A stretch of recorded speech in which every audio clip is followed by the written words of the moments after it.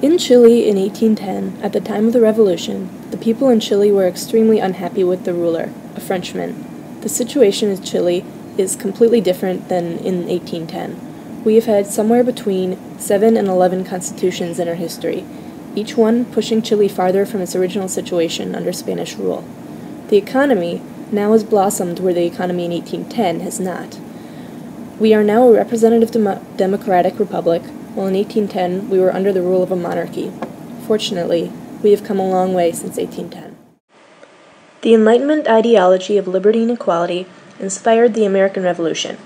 The French revolted in 1789 and guillotined King Louis XVI and Queen Marie Antoinette. Later, in 1805, Napoleon Bonaparte rose to power and several years later crowned himself emperor. In 1808, Napoleon put his brother Joseph on our throne, ridding the Spanish colonies of our king, Ferdinand VII. No Chilean wants a French king on our throne, so we revolted. Many of the Criollos who forced Joseph Bonaparte to hand over the government advocated strongly for full independence from Spain. Some Chileans were advocating for full independence, and others were against the notion. José Miguel Carrera Verdugo installed the Old Fatherland, which became unpopular because he was against full independence.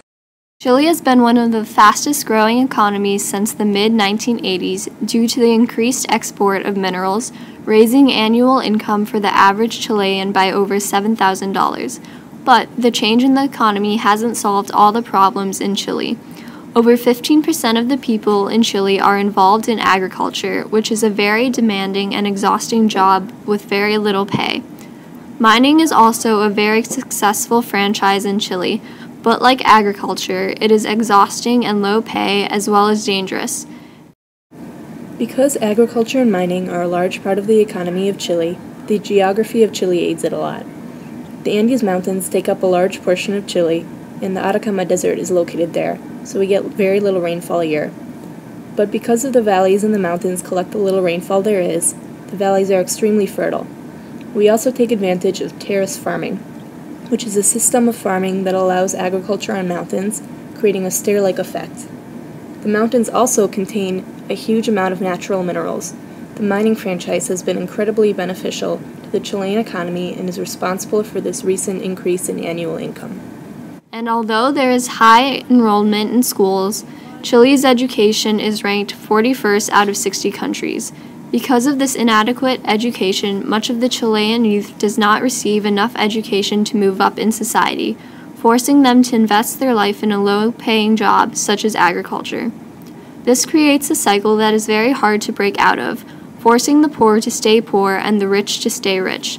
The poverty rate in Chile is high, currently at 15.1%. We're working hard to change this with the implementation of new policies, but there's still a long way to go.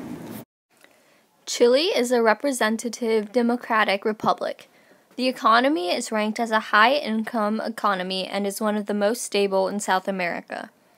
Economically, Chile has had much success due to policies that have opened the country for investment and secured access to foreign markets. On the downside, Chile has high levels of economic inequality. Chile gained its independence in April of 1818 when San Martin defeated the Spanish in the Battle of Maipú.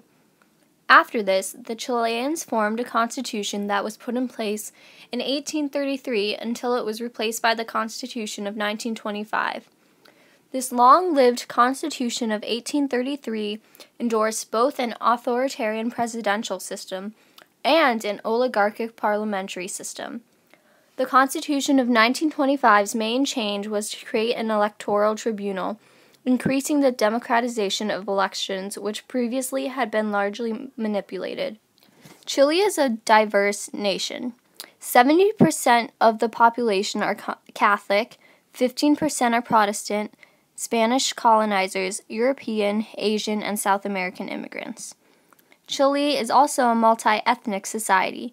44% are Native American, 52% are European, and 4% are African.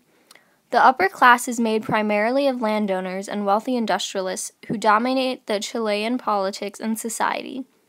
Chile's lower class consists of farm laborers, factory workers, and miners. In Chile, the average person makes about 14,000 US dollars a year, although many of the wealthier citizens can make up to 15 times that, so it can be very diverse.